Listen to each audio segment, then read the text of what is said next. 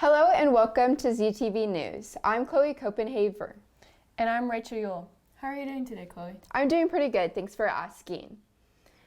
There's been a lot happening with zebra sports in the past couple of weeks, and some congratulations are in order.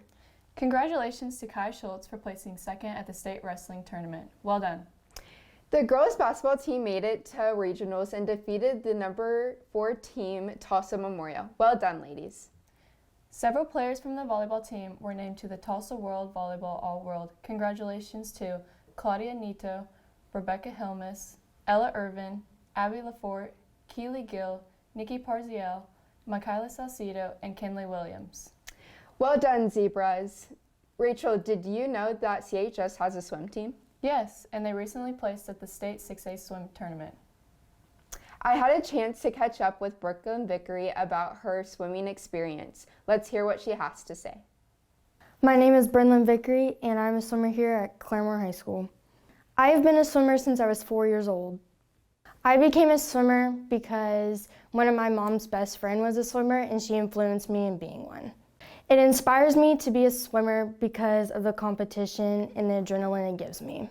My biggest achievement was getting third in my first high school state. The meet was in Edmond, Oklahoma. It was the 18th and the 19th of February. My favorite memory about swimming is winning in a huge meet against a bunch of college swimmers. I have some videos of me swimming, and here they are.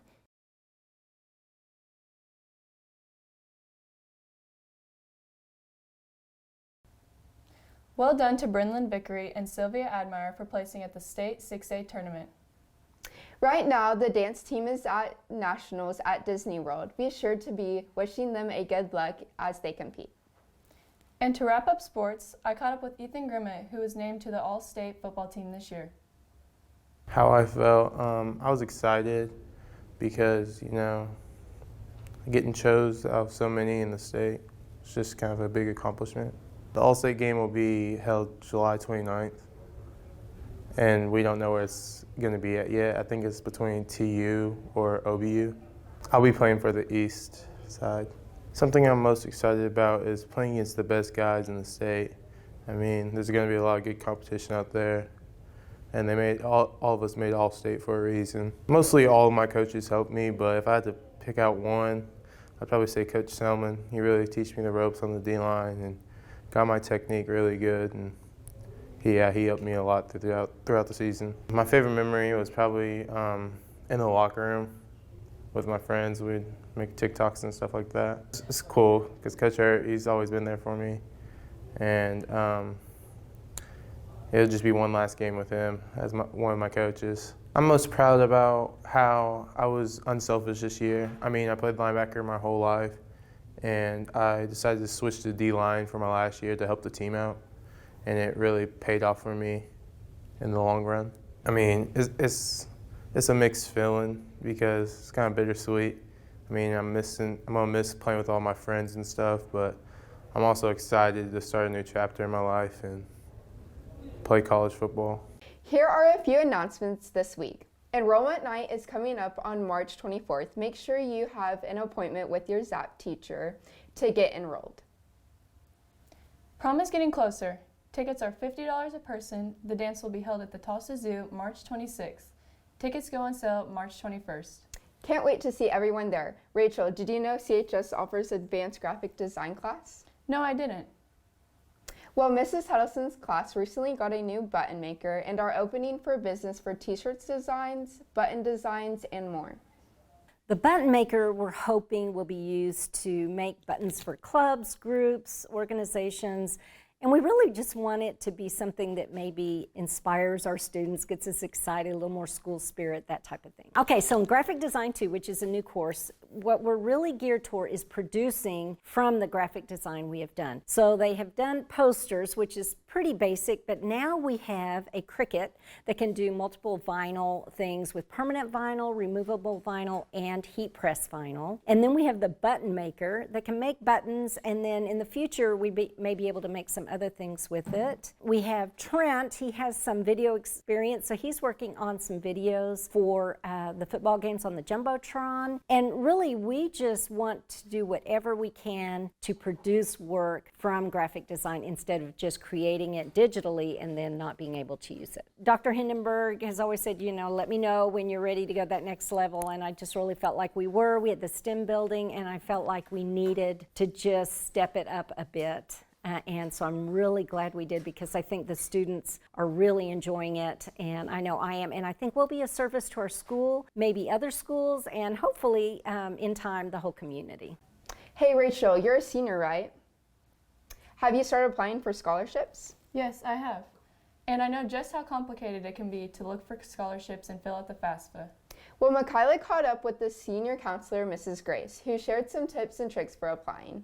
Hi, my name is Mrs. Grace. I'm the senior counselor here at Claremore High School. The scholarships that we have available right now are the Rotary Club, and it's due March 25th. The RCB Bank Scholarship application is due March 28th. The Board of Realtors have a scholarship that's due April 15th. Francis Parsons, it's an AT&T scholarship.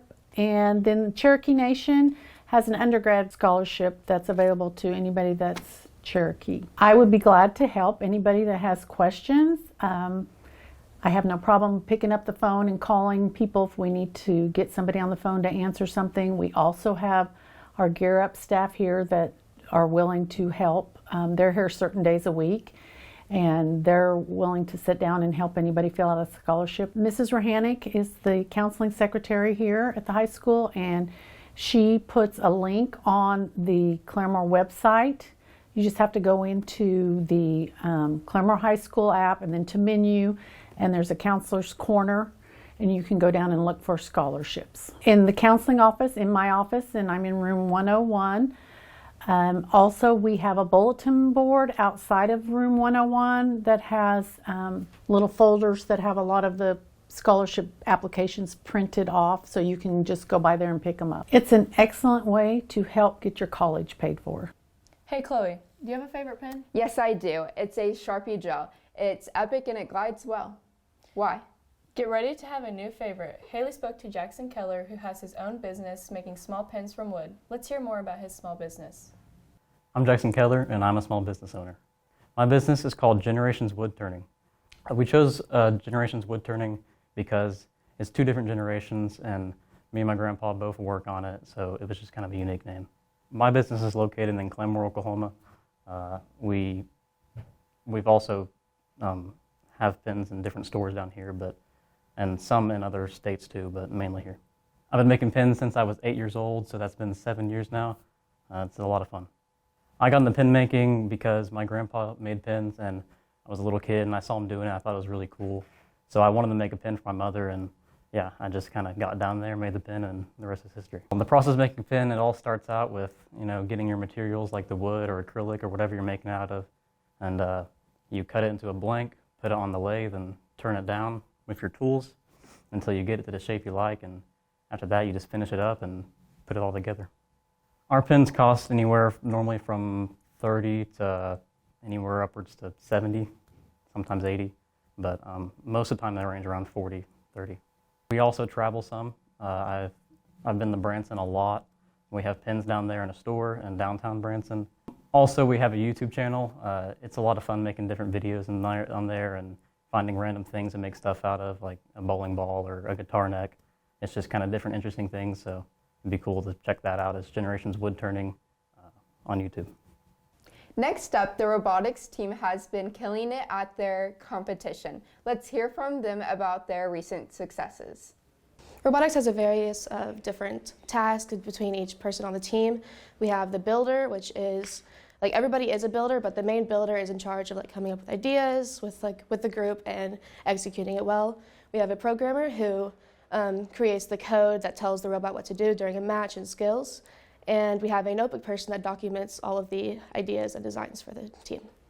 Preparing for competitions is usually a week-long event. We really just get up on programming, make sure everything's solid, make sure our building's good. If we have just recently rebuilt something, we always make sure that it's good to go and our notebook's ready, things like that. Robots really take all year. It's never complete because we're always rebuilding. We'll never have a finished robot. We'll just completely take it apart and redo it because it can always be better. The competition, there's a various of different things we do. We have just a regular match where there's your team and an alliance against the opposing teams to complete the tasks on the field where you just score the most points using goals and rings. We have judging periods where the judges come and ask you about your robot and your notebook, and you get to explain to them like how you work as a team, and then they will judge your awards and they give out awards. We have won all of the awards, Excellence Design, Judges. The Excellence Award is an award given to a team that they have a great notebook, an engineering notebook, which their engineering notebook has to encompass everything they do every day. The things that they were going to do and decided not to, the things that they did and were failures, the things that they did and went well. They have to place high in the tournament. They have to place high in their skills, which is a combination of driving and autonomous programming. And then, you know, their attitude and performance, you know, how they are around other team members. At every competition, we've won at least 3 or 4 awards. So, and we've been to 5 different competitions. So. Well, Chloe, that's all the news for this week. We will see you next week. Go Zebras!